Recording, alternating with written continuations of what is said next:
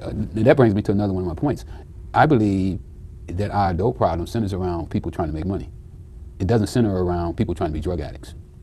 Most people who use drugs right now don't start off to be drug addicts. They start off trying to be hustlers, and they fall victim to their own product. It's crazy, and you know, I don't really want to, you know, be dumping on my friends, but I was almost like I was doing everything myself.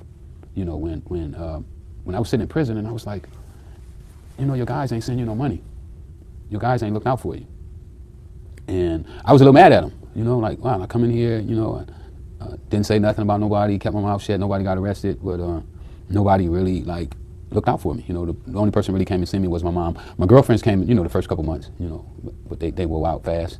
So then now you find yourself, you're in prison by yourself, you know, nobody, and you start to like analyze your company, you know, the people that you kept company with, and you're like, why aren't they doing more for me? You know, why aren't they trying to help me accomplish my missions? You know, and as I analyzed them, I started to see defaults, you know, things that they didn't have, and it was almost like I was kind of like propping them up, you know.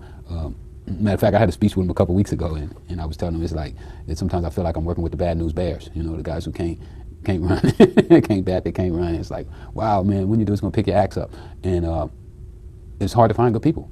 I mean, you know how that is. Who's friends with you till today? Out of the guys you all ran my with? friends, all my friends. Out of the guys you ran with? All of them. I can call any one of them right now if I need whatever. They'll do whatever for me. So the same guys didn't show up are still friends till today with you? Yeah, and when I say they didn't show up, it's not necessarily a bad thing that they didn't show up. They just didn't know.